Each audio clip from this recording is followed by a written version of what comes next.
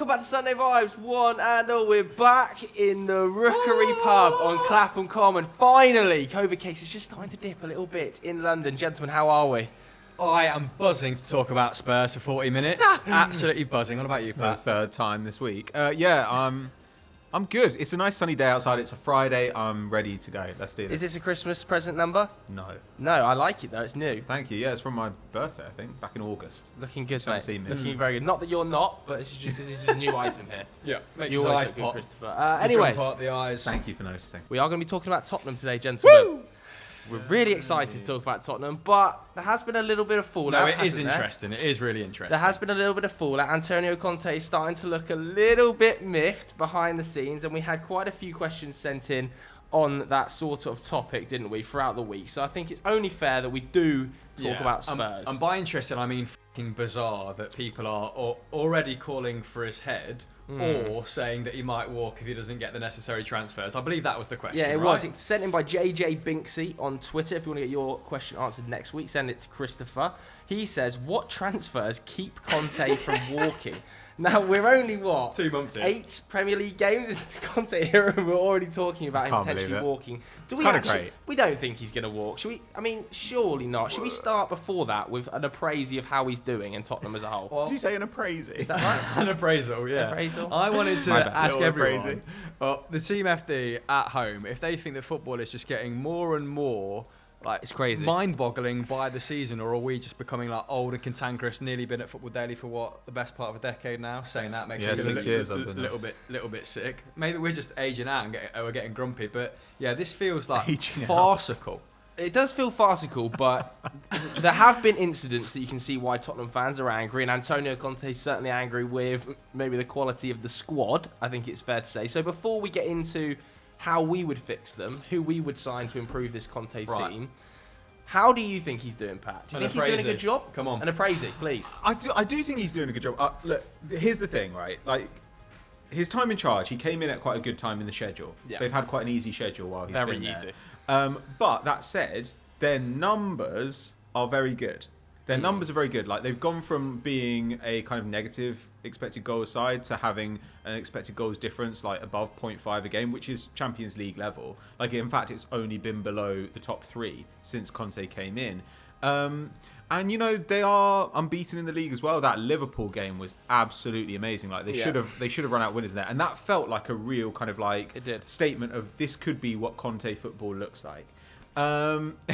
However, And then he draws to Southampton, scrapes past Watford, and goes out the Yeah, camp. Well- but even the numbers in those games Yeah, exactly. were in favour of Tottenham by a distance. They weren't just scraping through on XG. They should have beat both those sides by a couple goals. they've right? created more XG than they've conceded in every single good. game under Conte. I think they've only 3 times conceded more than 0.6 XG in a game, and those were like his first game, the Liverpool game, and the Norwich one, weirdly enough.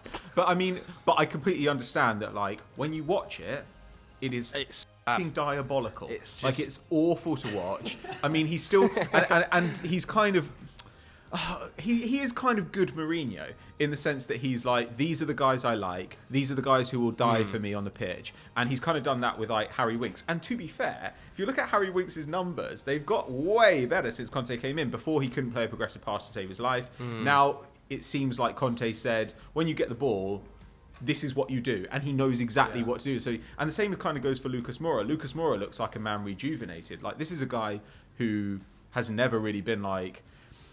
The thing about Lucas Moura is, obviously, originally in his youth he was like a flair player, and or he was perceived as one. But actually, what he is a real kind of hard-working like team guy. Yeah. But since Conte's come in, even 5 goal involvements. Which is pretty good, and he's at 0.7 expected goals per 90, which is the same as Son, the same as Kane. So everybody's rebounded under him in attack. And when you look around the team, you're like, my God, like there are so many weak pieces in this 11. So Yeah, I think, and fundamentally, I look at them and I say, they're my favourites to make the top 4 spot. You know, like, because they've got those games in hand on Arsenal. I think kind of what else can they do? Like, obviously, like, it's, you want to enjoy watching your team play, but if they end up getting top 4 at the end of the season, that has been successful, and they are kind of in pole position to do that right now. And this was the trade-off. Like, what did people expect for him to play wonderful football straight away with this Spurs squad, especially given that, like, even on a good day, like his brand of football, it can be quite attritional, can't it? They are normally Conte sides are counter-attacking sides. Not Inter, but every do a lot of their good work in transition, unless you've got Lukaku bulldozing through most Serie A defences. I think that is probably a better barometer of a good coach if he comes in and improves several individuals very quickly, more so than the results turning really quickly. And they kind of have. They're unbeaten in 8 in the Prem. Yeah, but we're coming off the back of 2 terrible games against Chelsea in the EFL Cup, aren't we? And that is sort of a whiff against Morecambe. I know they went through, but they were that has taken the shine off of his unbeaten start. Yeah, the Morecambe thing, what a debacle that was. And I think that probably sounded...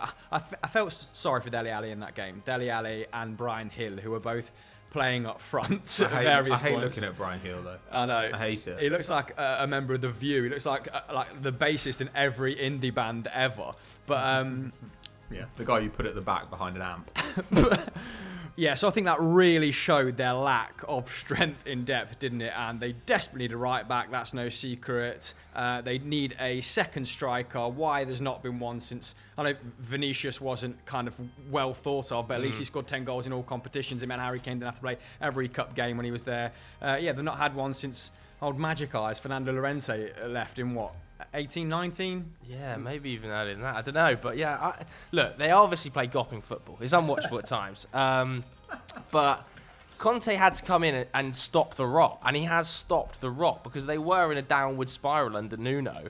And I think Spurs fans, the majority of which do accept this squad is just not good enough. In certain areas, it needs drastic upgrades.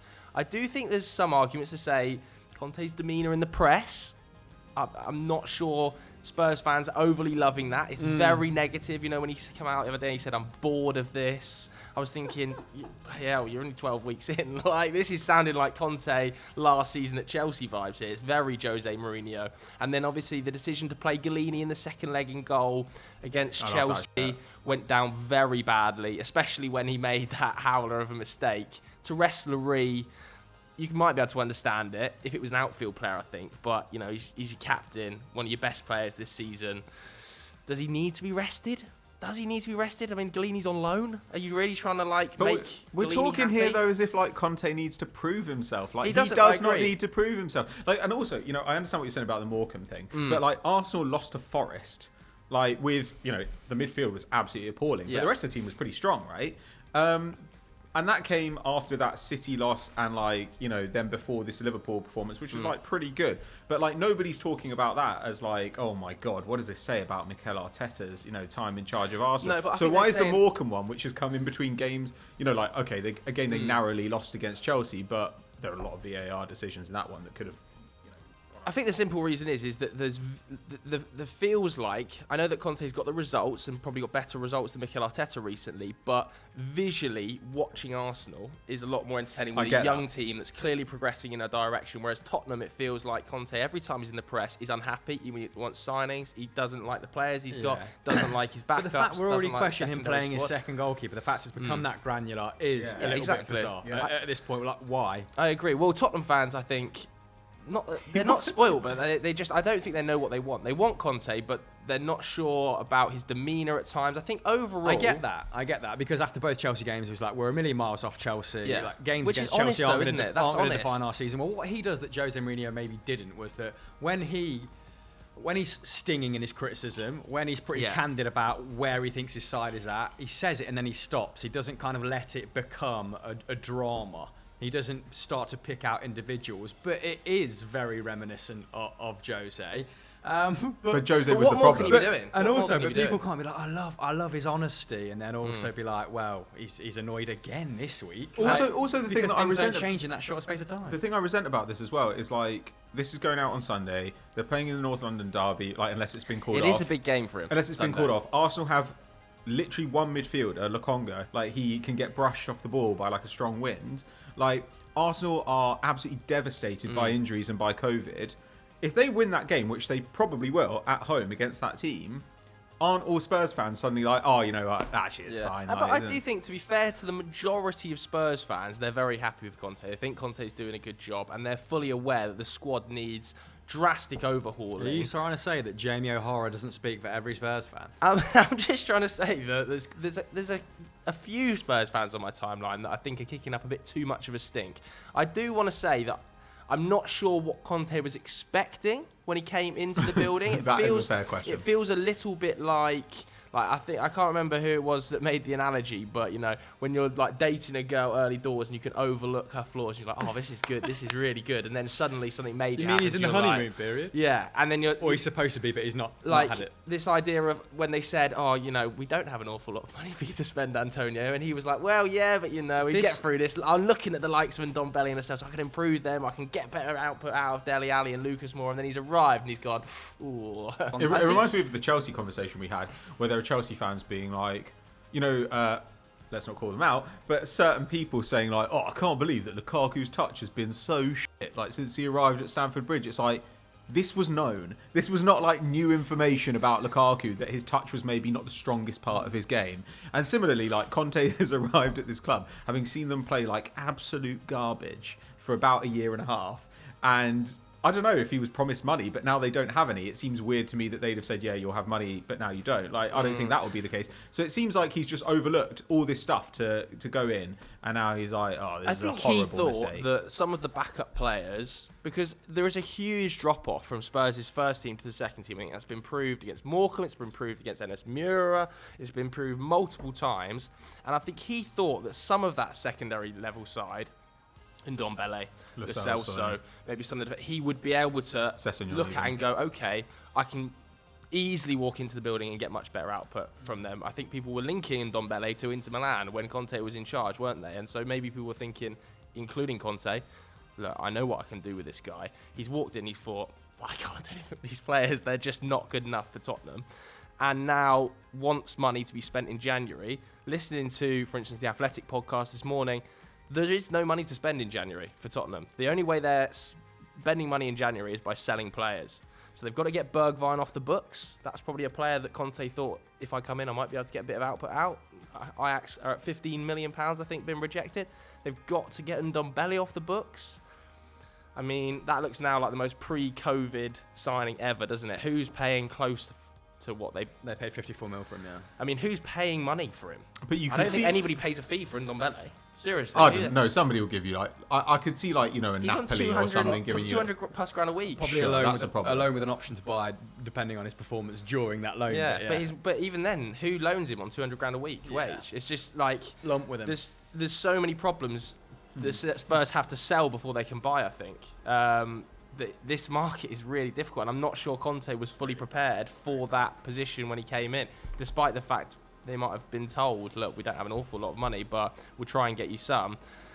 And he has previous on this. This is the thing that Conte reacts so badly to, right? Which is, I've been lied to, I've been dicked around on like transfers. Like that's kind of what spelled the end with Juventus, where he was just like, don't tell me that I'm going to have this money and then like put it away at the last minute. So I think if he does feel that he's been lied to, that is the thing that would get him to walk. I think he'd be like, I'm not doing this. It doesn't appear like that's the case, because he said repeatedly that he doesn't expect players to come in January. He knows it. And that if you think we're only 1 or 2 players away from finding a solution with this current batch of players, then you're gravely mistaken. So to hear those sort of things, he's definitely playing a different tune in that regard, isn't he? It's much more negative.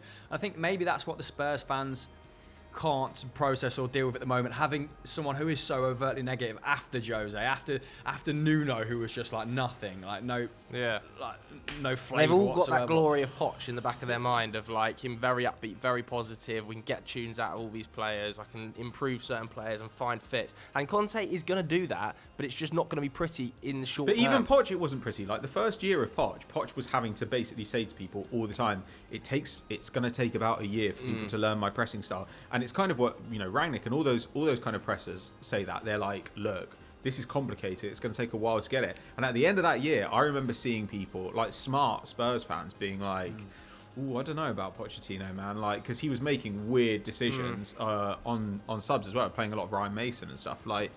So I don't know.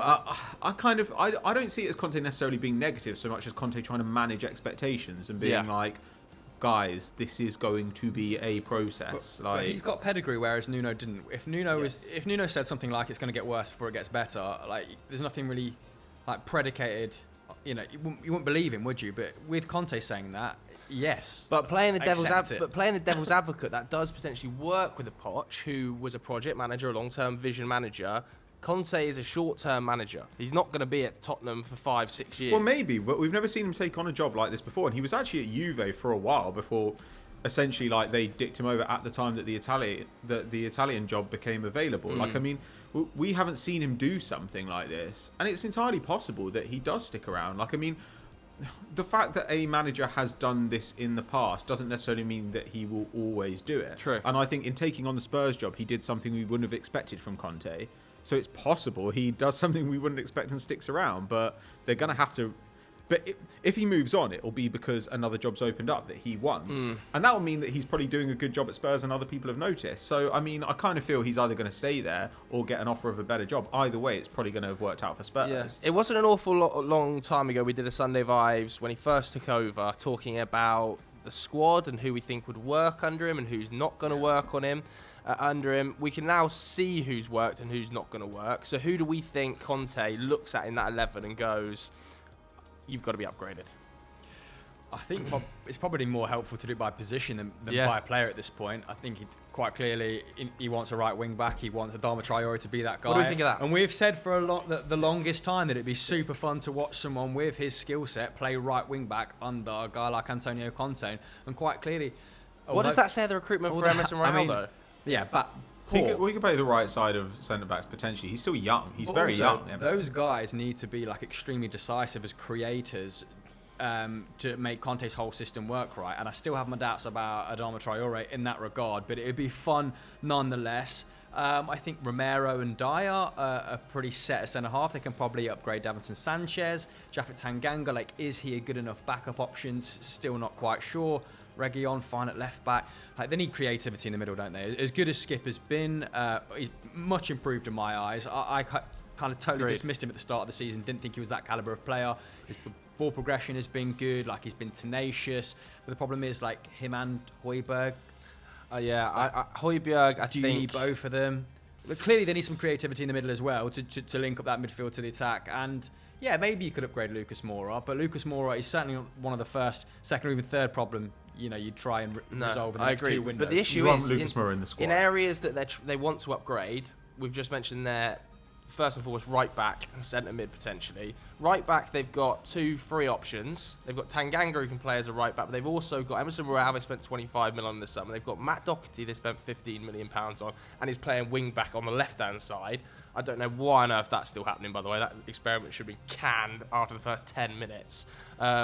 But Doherty is going to have to be moved on, you'd think, before they can bring in another fullback. Weren't they offering him to Wolves as part of the Adama Traore deal? Do Wolves want to take Matt Doherty back? They're Probably in a not. good position. They've They're in a moved beyond powerful that, position. haven't they? I think so. And then in central midfield is another area. It's probably their deepest area of the pitch. It's like Lo Celso's potentially going to have to be moved on. Dembele is going to have to be moved on. You've got Winks, who's massively come back in under favour under Conte. You've got Skip. You've got Højbjerg. Like, It'll be interesting to see what he does with Lo Celso, because there's still some hope there, right? If we've given up on Ndombele, I think there's still some hope for Lo Celso, and he can be like a good creator. But Ndombele has had more of an impact at Tottenham than Lo Celso. Sure. But Lo Celso, I think Lo Celso's probably been injured. There was the whole debacle around international duty. But that's the problem, isn't it? He can never get fit. He's just never fit. Well, yeah, but if he can get fit, like, then that is your guy who links midfield to attack. Like, he has been a great midfielder. He's been a great kind of number 10. Like, you get I'm just you not get sure 2 you can things trust out of him. him. I'm not sure Conte can trust him. But Conte midfield wise is always quite happy to have 1 or 2 guys he trusts and a bunch of rotation players. Like last season, you had Barella and Brozovic who were like nailed on, and then you had a real rotating cast of Gagliardini, Vidal, Eriksson. Like you always tend to have like a guy who drops in and out of that team and he mixes and matches. So I think if he thinks, right, I can trust Højbjerg and I can maybe trust Skip, though it remains to be seen whether Skip will be good enough to be there long term. Then they're not that far away, and it's okay to have Lo Celso as a backup and see if he regains full fitness. I agree, definitely okay to have him as backup, but I think you've got to shift at least one of these bodies on before you can think about signing a central midfielder. And like, if that is Ndombele, as I said earlier, I think it's almost impossible to find a suitor. I think you've got to shift a right back on, maybe a centre back on. God, there's so much dross in that squad. it's easy to say they should bring in Adama Traore. I think that the reason that Tottenham in the summer didn't spend an awful lot of money, they spent 20 plus million on Emerson, and then Romero, yes, he was a big fee, but it was deferred a year because they chose to take him on loan with an obligation to buy from Atalanta.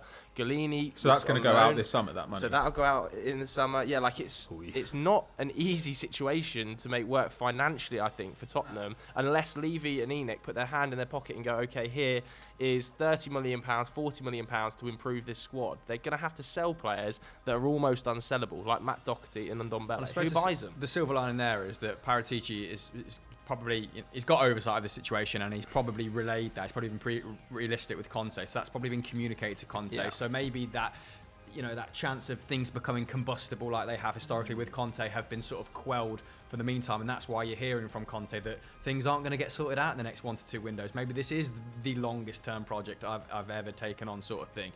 So yeah, if it's a matter of shifting players before bringing them in, yeah, there's just no suitors for those guys right now. Unless you're going to improve Winks and sell Winks. Yeah. But let's say they do manage to get rid of Doherty and they manage to flog Who else? they manage to flog Ndombele out to Italy or something, to AC Milan and on loan with an option to buy or Ndombele to something. Italy, Doherty to Burnley. Yeah, Doherty to Burnley is a great shout, by the way. And then they do get a little bit of money. Maybe Adama Traore joins on loan, which seems increasingly likely. Yeah. They had that agreement in place in the summer, didn't they, to take him from Wolves on loan with an option to buy, and that fell through.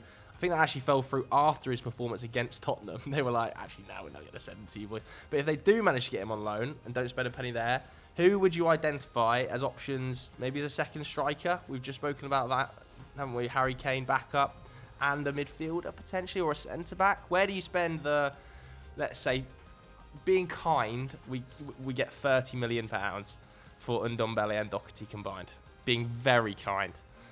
A lot of wage space, though. A lot of wage space. Yeah, lucky to get a third of that, I'd say. But any ideas? Because we could go through the likes of... there was a bunch of user submissions as well, right? do you want me to rattle off some of the user submissions? Okay, so you guys at home were submitting names in too. The Waller Bechomp says...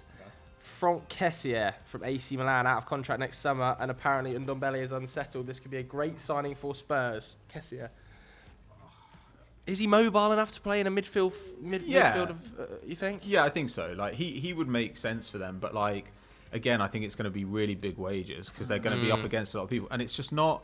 It is a position of need, but it wouldn't be my primary thing I tried to do. From Kessier, I think there are more important moves probably to be made. He also wouldn't arrive in January, would it? Because AC Milan are challenging for a title. They are probably going to want to retain his services. So and he's going to get bigger salary in the summer. Exactly, that would be a summer job, driving up his wages. What I like about him, good with the ball, penetrative with his passes, not great defensively.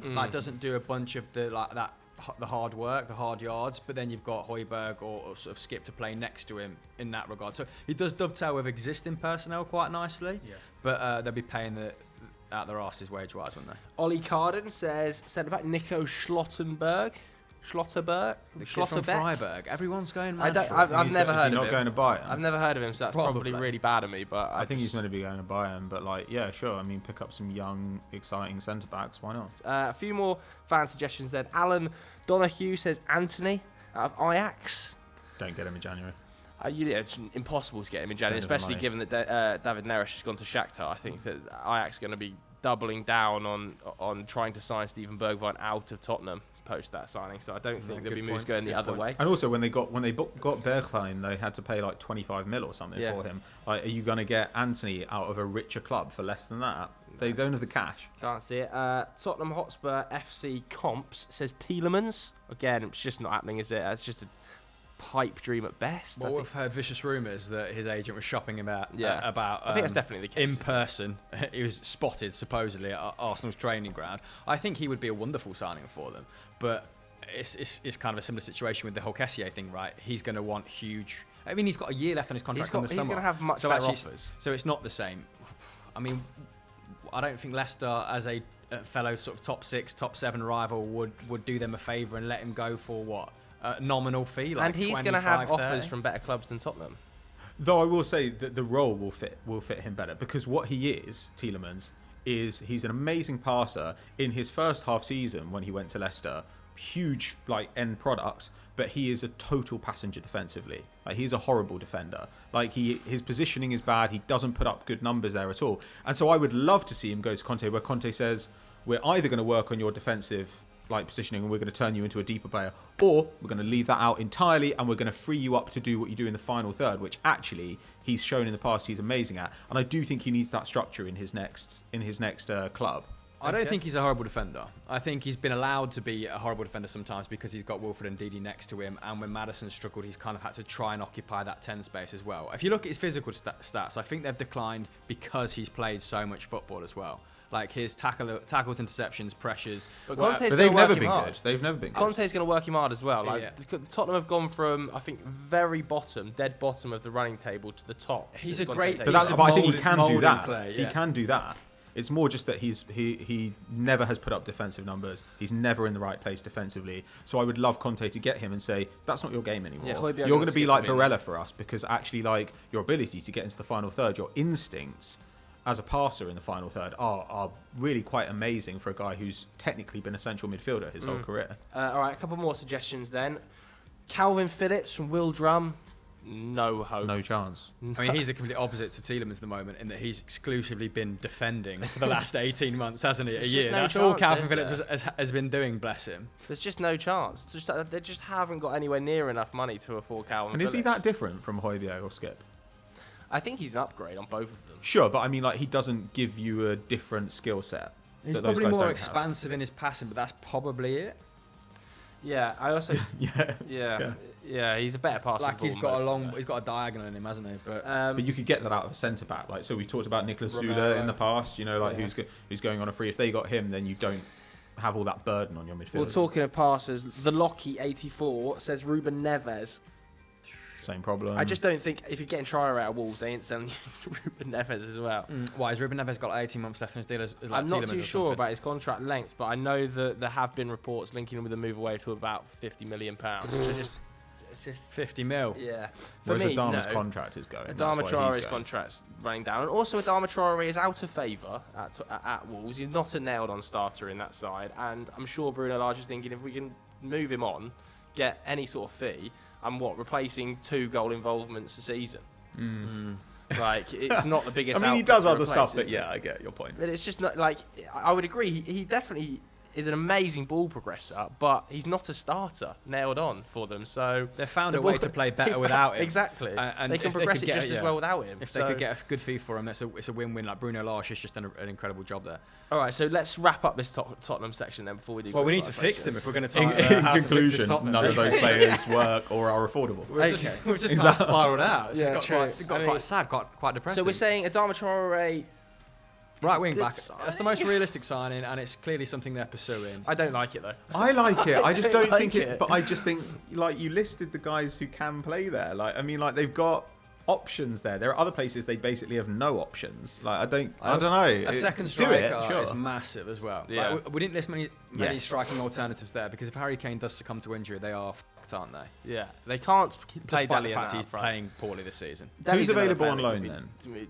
There's really not many options. Mate, we spoke about this earlier. Dele played up front against Morecambe and was horrible. Yeah, that's what I said. Right, yeah, like the striker market is in a massive dearth because out-and-out strikers are really on like the decline. Like Newcastle signing Chris Wood for £25 million. I think is a start. That was Housery though, was it? This could be quite a fun remit though. We need to find like a journeyman striker then that might do a job for them from 6 months. No, but Conte, I could see Conte pulling in a favour. Something like 34-year-old, you know, like Cagliarella would have been that player like 3 or 4 years ago. So someone like that. Who is this guy? Like, I'm not sure there's that guy on the market. Mauro Icardi.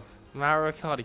If you can loan, say like, you know, PSG every now and then get linked with like a loan move for Dele Alli, like, you know, you've got to take some swings on some guys who might be pricks. Like when you're in Spurs' position, like they might have to do something like that. Mauro Icardi, I just think that's just a recipe for Benteke. disaster. Mauro Icardi meet Conte. Andy Carroll, is he around? Andy Carroll's going to Burnley, mate. Sick. Andy Carroll's on the verge. Get of him back joining in the Burnley. Prem. Get Did him you back see in his the 2 Prem. disallowed goals midweek? Yeah, I did. Absolutely. I don't Well, care. he's actually been Especially really the good second for one me. where the keeper had stopped paying attention. But no, he's moving to Burnley, so he's off the table. But Jesus. I mean, you guys at home, let us know if you can think of a journeyman striker Tottenham could sign as a backup, a la Lorente back in the Aubameyang. day. Imagine that. Could you imagine that? Don't care. Thing is the top Lee clubs Griffiths. in the Premier League aren't going to be loaning to Tottenham, who are going to be competing with them for that 4th spot. So they're going to have to shop abroad, which is going to be very, very difficult. And off the top of my head, I just really can't think of anybody. I don't know. who's in that I think position. those guys are around. Like, what's your boy called who plays for Real Madrid? Went to Lyon, came back. Mariano Diaz. Yeah, you know There's there also are Luka Jovic. there are always people around like that who are gettable. Could they have a nibble at Luka Jovic? I know he's come back into the fold a little bit, hasn't he, recently under Carlo Ancelotti, to be fair. But overall, we're basically saying Adama Traore, Adama Traore. Maro Icardi. this is And awful. trying to think of a third one for the thumbnail. Jeez. It's just all Conte. Conte's just got to roll with his like managerial ability. Not See the what most happens. inspired. not right? How to fix. It's a difficult how to fix because they've got no money and the Okay. squad needs selling. We can't even fill out a thumbnail. The third one's just going to We'll be put an Conte on that. empty bag of cash. We'll put Conte on I don't care about Conte and 2 players you've signed, exactly the same as the thumbnail that was 2 weeks ago. An Or 2 empty months ago, duffel sorry. bag. If anyone can work it out, it is him. Yeah, and maybe you guys at home can too. Let us know in the comments Oh, below. look at that. Let's move on to some quick fire questions then. VIP786_007 says, which team is a bigger mess, United or Tottenham? We've just done Tottenham, so... United. yeah, I think it's it's just definitely United. it's- isn't it? it's United absolute squad's mess. in absolute disarray behind the scenes. Rangnick's obviously not going to be here long term. Like, Ed Woodward's gone, finally. Like we finally! like we Richard said- Arnold comes in. Conte has got pedigree. He turned Italy round, Juventus, Chelsea, all from big deficits. Got Like, Bari Mate, promoted. Conte's unbeaten in Go 8 on. Premier League games. Like, they're doing okay. They're going to move into the top 4 if they win their games. Trust in the hand. process. United have just been utter turd. Literally so bad. But, It's you very know, I'm fu- it back is in very Ralph funny to turn though. it around at some Very stage. funny. And then Poch to come in the summer and sort the whole thing out.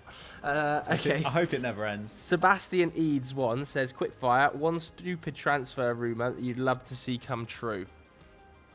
One stupid transfer rumor you'd like to see. Okay. How did you regard Arthur before it happened? Or Arthur from Juventus? Ooh. I've never been a particular fan of the player, but I don't really care that much. Like I've got Arteta, nobody in the midfield. exactly. so- And Arteta wants like possession guys, and whatever you say about Arthur, like he's good on the ball, like he's a good passer. Like what he looks like now is a guy who can pass and dribble forward, but cannot defend. Like perfect Xhaka replacement. Like I mean, I don't really know. Like I don't care that much. I think so long as you get him on a loan, like so long as it doesn't cost a lot of money, like I'm absolutely fine with it. Like because there's a player there, and when he was in Brazil, he had better defensive numbers, but like his entire time in Europe, he has underwhelmed me. So I find it a little bit underwhelming, but like you said, Arsenal just need anybody who can like stand in midfield.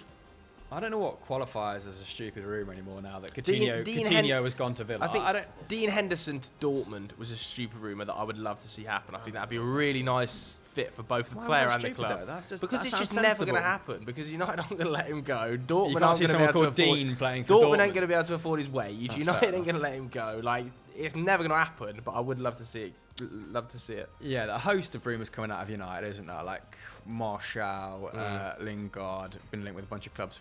Well, I mean, they're not even stupid. They should just go as well to Sevilla and West Ham, respectively. Newcastle getting another striker. Like my favourite idea would be that Newcastle go and get another striker who's actually the striker they want, and that Chris Wood, they just put him on the bench for 6 months so that Burnley get relegated. No, instead because of I've them. got bets. That's my dream. I've I got want it bets to be that pure Chris Wood scores housery. goals. I've got bets that Chris Wood I don't have an scores issue goals. with Chris Wood. How many I quite how many like Chris goals Wood. do you think Chris Wood scores in the second half of the season? Well, he normally gets about 10 over the course of a season. So yeah, 5. So I've got bets that he'll score 6 or more goals. Okay. over I think that's the a course of reasonable. the Yeah. season. I think That's a they've reasonable got bet either way. 17 games left. The service is For there. Newcastle. Hail Marys from John Joe Shelby. Trippier Yeah. whips into the box. ASM Woody just- arriving. I can just see it happening. Woody scoring a few little tap-ins. Yeah. Fingers crossed. Perfectly good signing. I mean, I would like to see him A lot of score money. goals. The Eki Tiki from Reams transfer happening rumour. Yeah, that was stupid anyway, wasn't it? Like, It's gonna- you know what we should do to a 19-year-old who's having like a good 6 months in League One? We should put that on his shoulders. Keep Play Newcastle him in the up top Premier of League. Chris yeah. Wood. I see the guy with a really long neck. Huge neck. So he's got an extendable neck. So when the ball goes into the box, he and Chris Wood, he's just like throws his He's head like up a in the air. diplodocus, mate. It's just like... Let's move on to Norwegian Spursy then. We've got so many Spurs-related questions here. Which players do you think will accelerate and have a good second half of the season? Oh. I feel like we need to accelerate. this podcast. I think... Sancho ever gonna get I good think at Raheem football? Sterling is going to have an amazing second half of the season. Last sort of 10 games, I think he's really started to uptick massively. So I think over the second half of the season, he's going to be sensational. So I can see him continuing on his recent good form and getting even better. I'm going to go Harry Kane. I'm going to say he's going to turn the tide at Tottenham and they're going to finish 5th. They should still sell him, though. One of Chelsea's forwards has got to get hot, right? Like Pulisic has been a mess lately. Havertz hasn't been good this season. Lukaku's been whatever. One of those has got. Please. It won't be Werner. Tuchel, yeah, I don't think it will be. But Tuchel is Bless too him. good an attacking manager historically to not get a tune out of those I players. mean, if Jorginho finishes as their top goal scorer once more, that's... He's not going to that's Mount be will be embarrassing, their isn't it? top scorer. Mount will end up as their top scorer. How many's somehow. Mount on now? I think he's their second top scorer. Mount's on 8. In the league? Yeah. I think so. I think he was previously Almost as good as definitely Smith their Rowe. top scorer this season. So unless Jorginho scored a couple penalties recently, he might still be their top scorer. I'm not sure, but he's in and around that. I just think he'll end up being a top scorer, and Lukaku will get to 10, Mount 11. Lukaku would take double figures right now. Imagine 10 goals from your £100 million 28-year-old striker. Zach behind the camera's having a meltdown. Let's finish with personal then. This is from, Won It Twice. If you'd scored a last-minute winner against your biggest rival, what kind of goal would it be, and how would you celebrate it? Go on against Rangers. Rangers, sorry. A bit Devonshire there. Slipped into a Devonshire twang. You'd celebrate it very quietly so that you don't get killed. in front of what? Yeah, if it was at Ibrox. You're at Ibrox. I'm at Ibrox because 93rd minute, 93rd minute winner. Stadiums anymore at current. I think what type of goal is the more interesting part of that question, isn't it? Because when you dream of scoring a goal, and you dreamt when you were a youngster, was it a free kick? Was it a volley? Was it like a towering header? Was it? It's a cracker from 35 yards top bins, isn't it? Really. I think it Or was. one where you just take it around the entire team, Yeah. and then just So and then you're put it on the goal line. Right. Get Wonder down. goal. It's You're a gotta be dribbler. a wonder I goal. think I'm more of a I'd want to finesser. humiliate people. Do you know what? There are arguments to be made, like an absolutely awful goal. Just like it's kicked off your face, you know what I mean? It's hit you in the boat, and then everybody's like, it just dribbled over the line, and then you can take your shit off. One of and those shit back out. passes that goes awry, and then you just go and tap it in, and Yeah. then you go and celebrate like Yeah, that. yeah, Like, exactly. Goal against Arsenal fan TV that Yeah. came off the bridge of his nose. Yeah, but then you can just stand there and they're like, oh, how can you celebrate like that? It's just like that. What did you think of that guy that celebrated? Was it against Sunderland in Amazing. Lee Johnson's face? Amazing. Would you do that? After a hat trick, absolutely. Did you see that? Yeah, I did. I mean, absolutely the right thing to do. Because Yeah, the I'm fine with funniest thing about that whole clip is he initially doesn't want to Stops. celebrate in front of the away fan. I know. He's like, I'm after him in Johnson's Yeah. face. I would love that. I really Right rate from the that. away It's end. like this isn't aimed at the fans or the club. It's aimed at this one guy. Like I think there needs to be more pettiness in football. Yeah, it's like, who was it who dived in front of I think so. Died. Jose? but I was Suarez. like, whoa. Who did he dive in front of? David Moyes? Yeah, was it in front of Moyes? I think it was where they I were think like, it he was- always dives, and he went over and he like leapt like a little He salmon scored and then in just front did of a him. dive in front It was of him. absolutely incredible. Really That was a good really, shit, really I good The celebration. South Americans are years ahead of us when it comes to shit-assery. Well, especially Suarez. Through celebrations. Suarez just like Years. Suarez was like, he is a genetic gift. For shit-housery, yeah, like Tevez doing his little golf celebration. Actually saying amazing. that. Vardy's like tailors his celebration to each club, Vardy's doesn't he? got a bit of Latino. He's in a him, pioneer of the shit-ass celebration. Yeah, the he- eagle. He's got a bit of Latin blood. I But think, his Vardy. are a bit more embarrassing. Who was he like howling Vardy. at the other day? Presumably Wolves. Wolves. Like, it's not hard to work out, is it? Wolves. And who was it when he was it against I was Sheffield thinking, I was United? like, who's called the dogs? I was like, He's the a huge dogs? Sheffield Wednesday fan, isn't he? When he scored against Sheffield United last season, went over and just snapped their corner flag in half after he Yeah, scored and the it had, last it had the pride thing on though, so it looked like a really Oh, dear. yeah, Nah, he saw that. bad statement. He saw that 100%. All right, that's it for Sunday Vibes this week, isn't it? Not the best episode of How to Fix. We tried our Oh my best there, God. but Stop it was apologising a bit of a mess. for it during it. Yeah, true. Actually, I don't know why I've done that. Anything you want to plug? No. I'm writing an FD Explained on Rashford right now, which is quite interesting. Come on, Marcus. Yeah, go and watch Explained from Friday. Not Explained, from Team Talk. Yeah, that's it. We got there. Wow. What Team Talk. What a fire finish to this Oh episode. my God, though, like Sam Abasaki's head is on the moon about 12 seconds in, and it stays there. It's just like orbiting Jupiter by the end of the thing. How can you say that? He's so angry. And then like off camera, he was genuinely like, I was like, we might be done, Sam Abasaki and I. Like, he was just like, I can't believe you've done that. How can you say that? How can you say that? I'm really disappointed in you, he said. Go and check out that Team Talk episode if you haven't already. See you later. Bye. Bye.